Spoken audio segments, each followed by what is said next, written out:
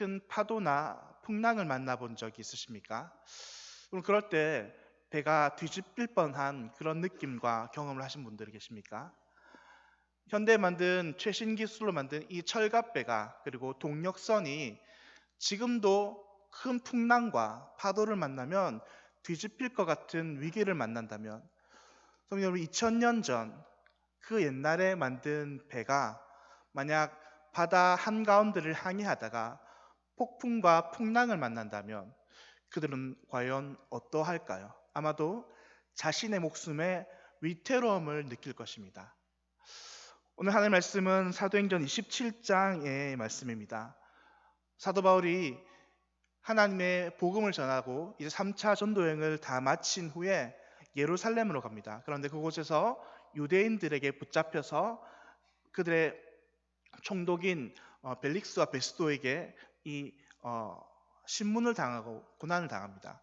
그런데 그곳에서 바울은 자신이 로마의 사람인 거로 자신이 가이사 황제에게 상소를 하게 됩니다. 그러므로 이제 바울은 배를 타고 로마로 항해하는 과정이 바로 오늘 본문 27장의 말씀입니다. 그런데 이 본문 27장에서 특별히 14절에 보면은 바울이 타고 가던 배가 유라글로라는 광풍을 만납니다.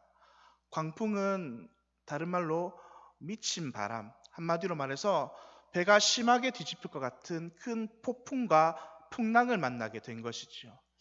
그런데 하나님이 이때 바울을 만나 주셨습니다. 그리고 바울이 항해하는 그 항해를 안전히 붙잡으시고 그 유라굴로라는 광풍을 잘 뚫고 나가게 하셨습니다.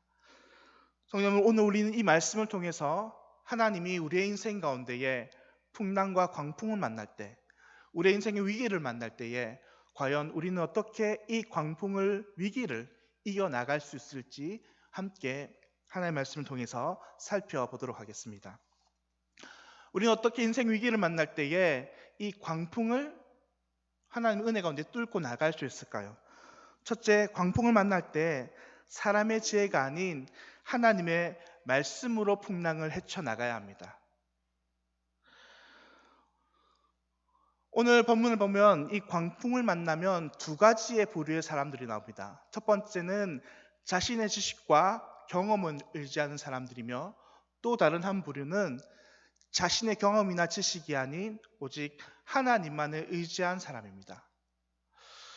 오늘 이 광풍을 만나자 그들은 먼저 오늘 본문 14절과 20절에 이런 행동을 보입니다. 제가 오늘 다시 한번 오늘 본문을 읽도록 하겠습니다. 얼마 안 가서 유라굴로라는 태풍이 불어닥쳤다. 그러자 배는 태풍에 휩쓸려 바람을 뚫고 더 나아가지 못하고 표류하게 되었다. 그러다가 가우다라는 작은 섬 남쪽까지 밀려왔을 때 겨우 거룻배를 잡아 선원들이 끌어올리고 밧줄로 선체를 둘러감았다. 그리고 그대로 가다가는 모래톱에 걸릴까 두려워 돛을 내리고 바람에 밀려 다녔다. 이튿날도 우리가 폭풍에 시달리자 선원들이 짐을 내던져버리고 바다에 던지고 사흘째 되는 날에는 배의 장비까지 바다에 던져버렸다.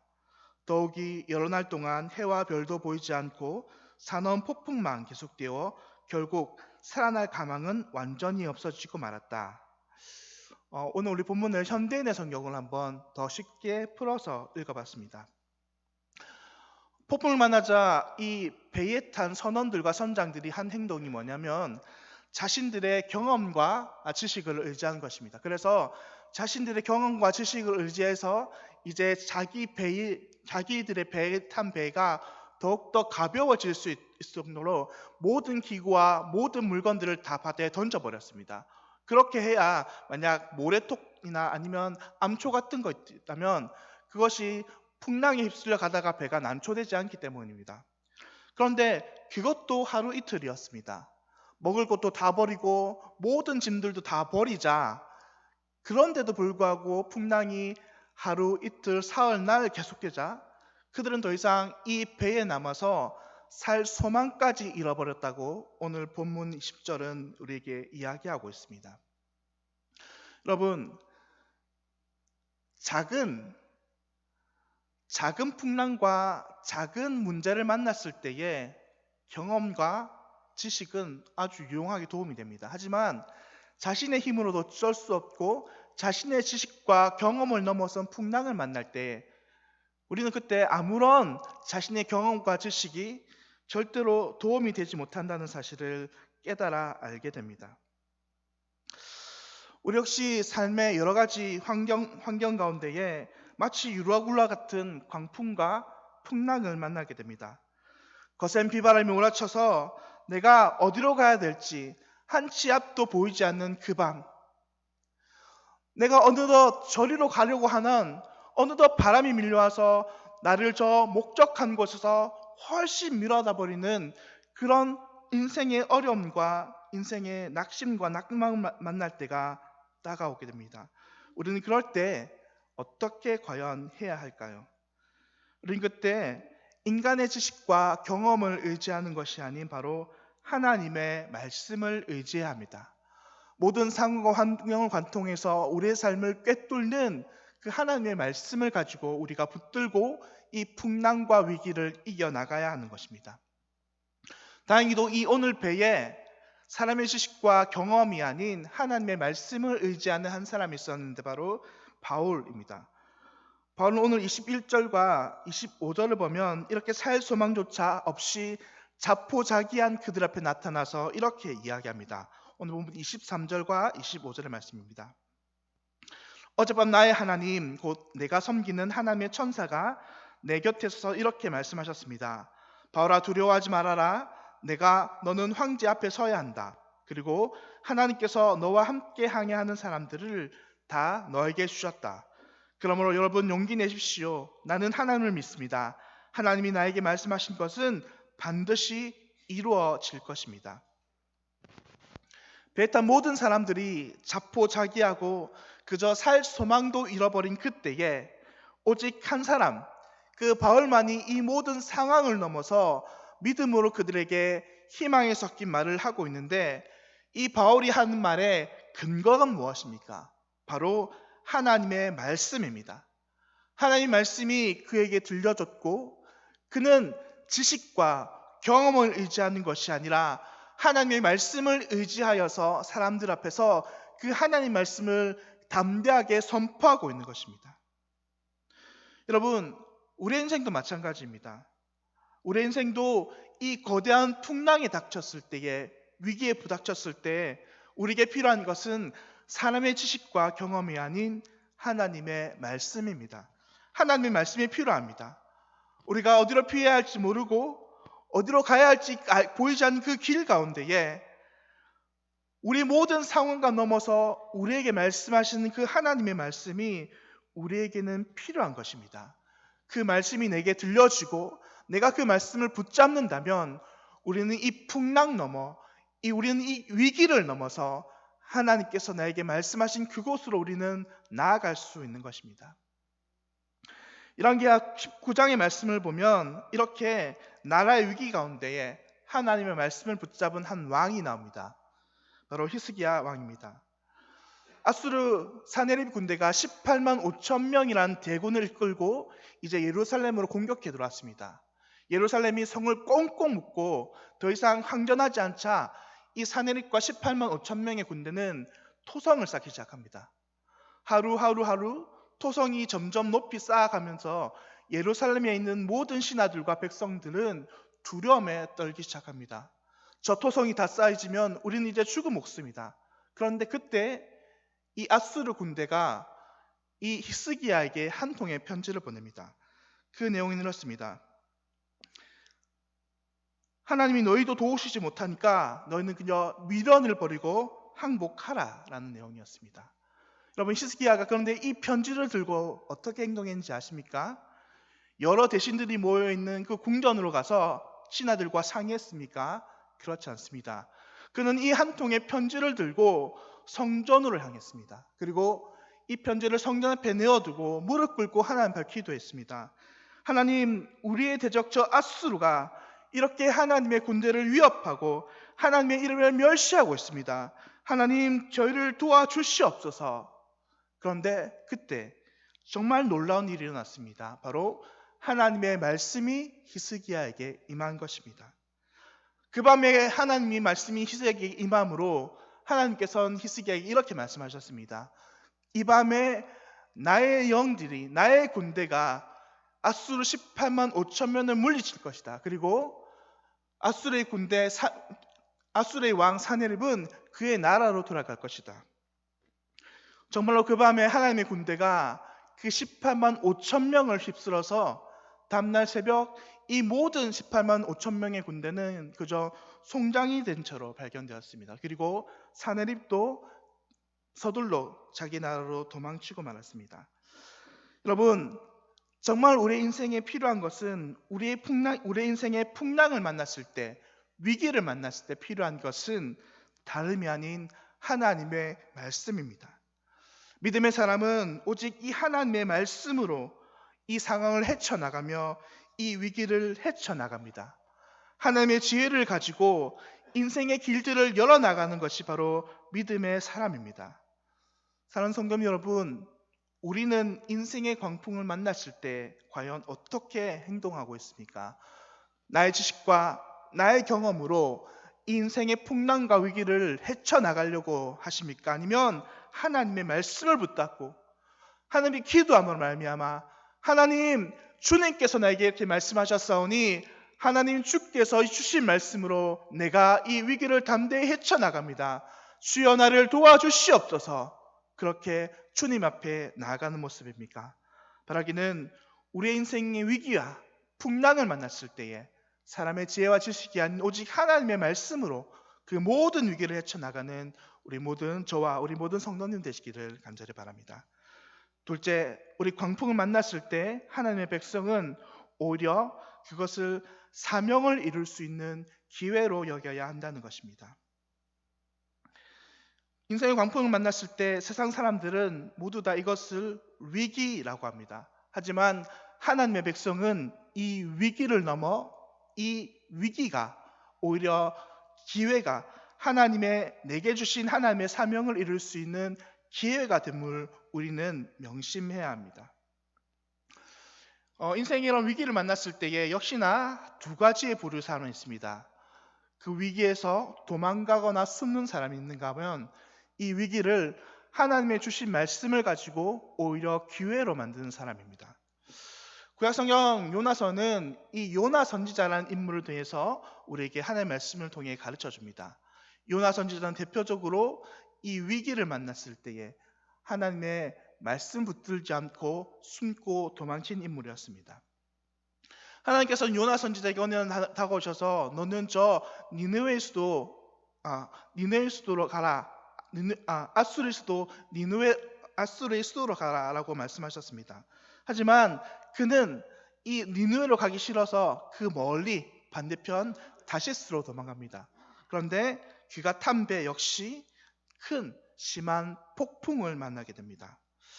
하나님께서 요나를 다시 바로 그 길로 인도하시려고 그가 탄 배에 큰 폭풍을 주신 것입니다. 그런데 요나는 이렇게 큰 폭풍을 만나자 오히려 더 깊은 곳, 그곳으로 가서 잠을 청하고 말입니다. 요나서 1장 4절과 5절 말씀입니다. 여호와께서 큰 바람을 바다 위에 내리심에 바다 가운데 큰 폭풍이 일어나 바다가 거의 깨지게 된지라. 사공들이 두려워 각각 자기의 신을 부르고 또 배를 가볍게 하려고 그 가운데 물건들을 바다에 던지니라. 그러나 요나는 배 밑층에 내려가서 누워 깊이 잠이 든지라. 요나는 자신의 배가 왜 이렇게 흔들린지 알고 있었습니다. 하나님의 말씀을 어기지 않고 자신이 그의 반대로 향하고 있었음을 요나는 알고 있었습니다. 하지만 많은 사람들이 그렇게 이 죽음의 공포 가운데 허둥지둥하며 열심히 자기의 신들을 부르며 모든 일들을 행할 때에 요나는 그저 이 위기 가운데에 도망치고 잠들어 버렸습니다. 여러분, 이러한 모습은 진정 하나님의 선지자의 모습이 아니죠. 하나님의 백성의 모습이 아닙니다. 위기를 만났을 때에 하나님의 백성은 그 위기에 무서워 두려워 떨며 도망치는 인생이 아니고 그 위기를 숨는 인생이 아니라 오히려 더 그 위기 가운데에 하나님의 말씀을 붙잡는 인생, 더 위기 가운데에 많은 사람들에게 하나님의 복을 전하고 복의 통로가 되는 인생이 바로 하나님의 백성이 나아갈 길입니다. 다행히 오늘 본문의 이 배에는 위기 가운데 하나님의 말씀을 붙들고 자신의 사명을, 이 위기를 오히려 기회로 삼아서 자신의 사명을 감당하는 사도 바울이 있었습니다. 그는 요나와는 다르게 이 광풍을 만나자 다른 사람들에게 자신의 이 위기 가운데에 자신의 소명을 이룰 수 있는 기회로 여겨서 그들에게 지금 이렇게 말씀하고 계십니다. 본문 23절과 24절을 제가 다시 한번 읽도록 하겠습니다. 내가 속한 바 곧 내가 섬기는 하나님의 사자가 어젯밤에 내 곁에 서서 말하되 바울아 두려워하지 말라. 내가 가이사 앞에 서야 하겠고 또 하나님께서 너와 함께 항해하는 자들을 다 내게 주셨다 하였느니. 바울이 사람들을 안심시킨 다음에 그들에게 한 얘기는 하나님께서 자신에게 한 가지 사명을 주셨는데 그것은 로마에 가서 복음을 전해야 한다는 것이었습니다. 그리고 그 사명 가운데에 있는데 내가 이 사명을 이루기 위해서는 내 앞에 있는 위기, 이 유라굴로라는 폭풍이 감히 나의 생명을 해치지 못한다는 것을 담대하게 선포하고 있는 것입니다. 누구에게요? 이제 폭풍을 만나서 아무런 소망조차 없이 그저 자포자기한 심정으로 죽을 날만 기다리는 그 배의 많은 선원들과 군인들에게 사도 바울이 이렇게 이야기하는 것입니다. 나는 하나님의 소명을 받았으니 나는 죽지 않는다. 나는 이 폭풍 가운데 나는 이 소명을 끝나지 않는다. 그러니까 하나님이 나와 함께 있는 여러분도 다시 살릴 것이다.